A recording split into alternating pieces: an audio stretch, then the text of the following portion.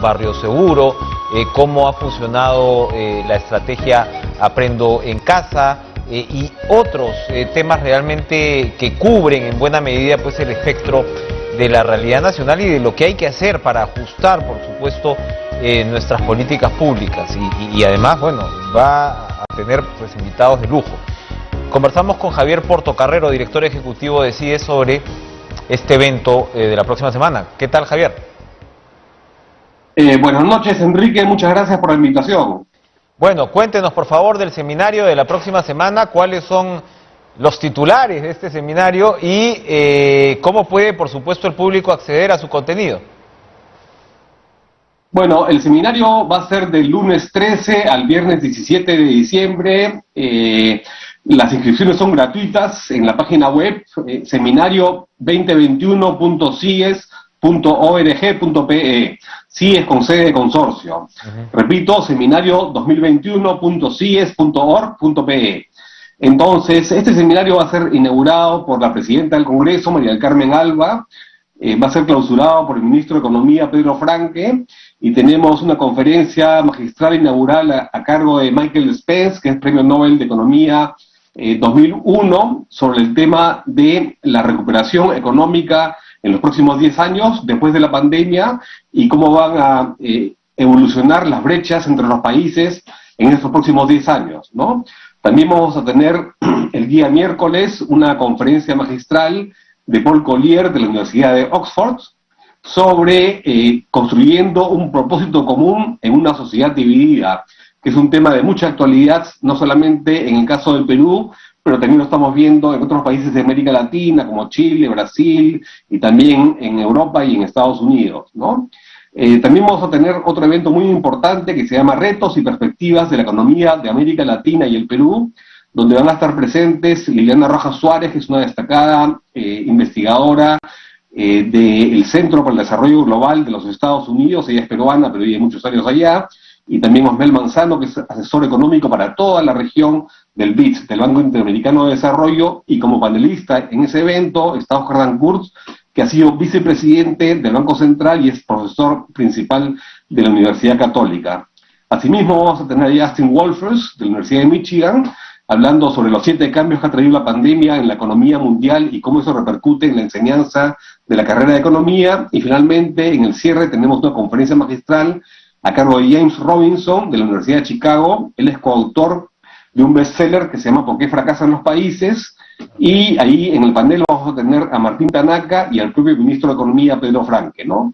Aparte de eso, vamos a presentar 20 investigaciones nuevas sobre el tema de la educación escolar durante la pandemia, la migración venezolana, las políticas de integración, el sector empresarial, los impactos del COVID, la violencia de género y la trata de personas, entre muchos otros investigaciones, ¿no? Entonces va a ser un programa muy nutrido y nos va a permitir un poquito regresar a los temas de fondo, ¿no? Hemos estado últimamente discutiendo la política más menuda, como perro que se muerde la cola, digamos, pero hay necesidad de discutir pues cuáles son los grandes cambios, los grandes desafíos, las grandes tendencias y qué podemos hacer como país para que no perdamos la ola de la economía digital, la economía del conocimiento, ¿no? Bueno, sí, es un evento, como decía, súper interesante, súper importante. ¿Qué más razón además con la posibilidad de tener una inscripción libre?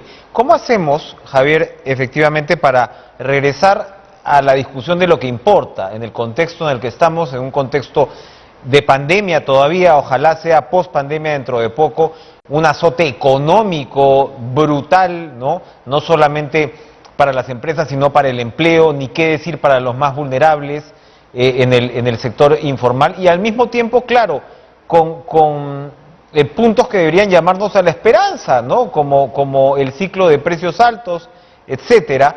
Pero esto, ojo, en medio de todo, de muchos cuestionamientos sobre cómo se está manejando la cosa pública, ¿no? Es decir, la calidad, ¿no? del Estado, la calidad del personal que labora sobre todo, ¿no? en puestos claves en el Estado, el profesionalismo, ¿no? de esta burocracia, en lo que habíamos se parecía que habíamos avanzado en algo, y por supuesto la gran sombra de la corrupción. Tienen ustedes incluso una de las investigaciones trata de adquisiciones en el sector público, ¿no?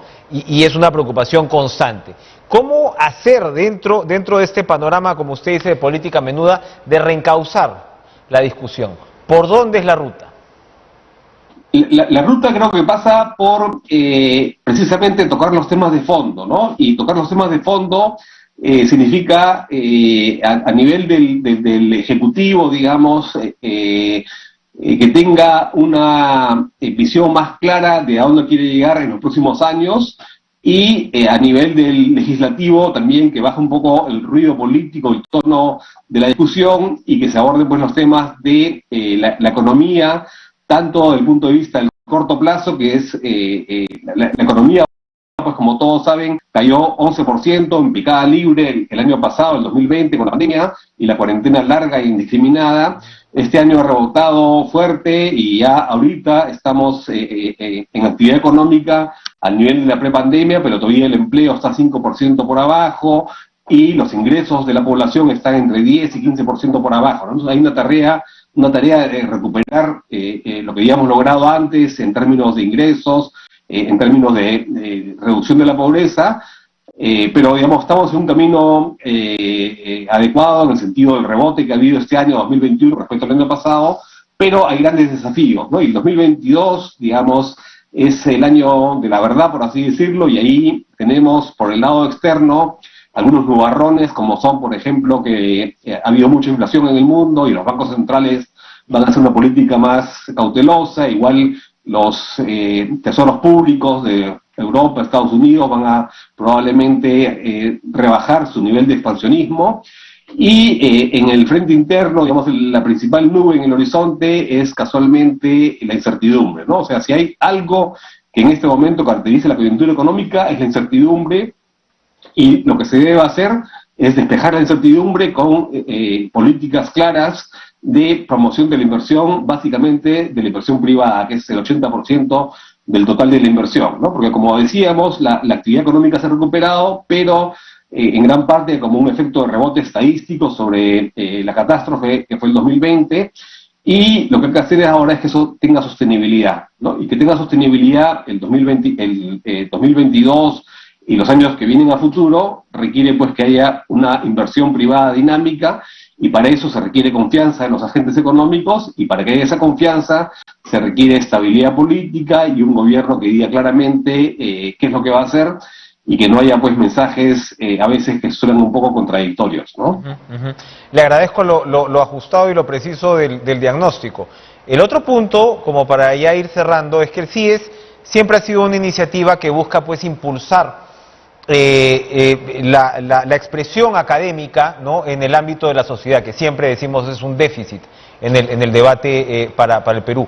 Ahora probablemente, ¿no?, con la situación en la que estamos, y seguramente después de varios años en los cuales de repente nuestro país se ha vuelto medio adicto, ¿no?, al tema, lamentablemente, de las miserias políticas. No digo que todo lo de política sean miserias, pero al lado de repente más sórdido, hay un espacio sin duda para tener, ¿no?, a una voz no solamente de la sociedad, sino más particularmente de la academia. ¿Es escuchada la academia en el debate actual? Debería, por supuesto, serlo más, pero ¿estamos en un momento como para hacer oír esa voz?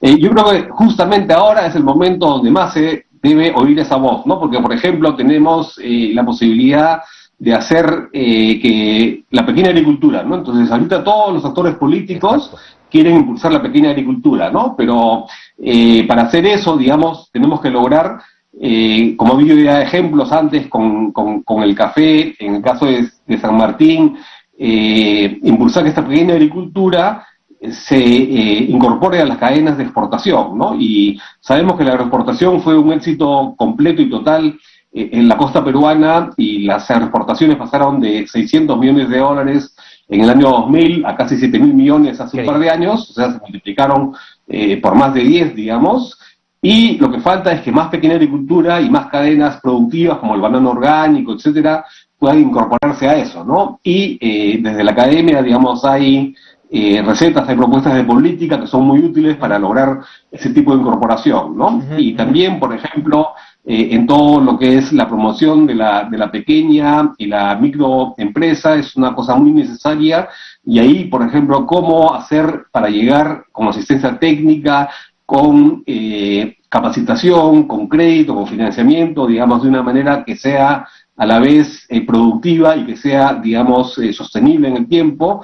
Todo eso es posible, y para hacer eso se necesita un diálogo entre los actores, entre el Estado, el sector privado, la academia, los expertos, y en ese diálogo se va construyendo políticas, programas basados en evidencia, basados en conocimiento. Perfecto. Y, digamos, muchas veces no hay que inventar la pólvora, sino ya se ha probado en otros países las cosas que funcionan y las cosas que no funcionan, ¿no? Entonces tenemos que tener ese diálogo y ir construyendo políticas basadas en el conocimiento, basadas en la evidencia, y sobre todo en esta época donde a futuro, digamos, como va a decir el Premio Nobel de Economía Michael Spence, una de las cosas más importantes es el tema digital, ¿no? Y si nos quedamos dormidos en el tema digital, vamos a ser como camarón que se duerme, que amanece en el chifa. Perfecto, muchas gracias Javier por tocarlo. Entonces hay que emplazar estos temas y vamos a tratar de hacer nuestra parte de la tarea, por supuesto muy pendientes del seminario la próxima semana. Gracias por estar con nosotros, vamos a una pausa, regresamos con lo último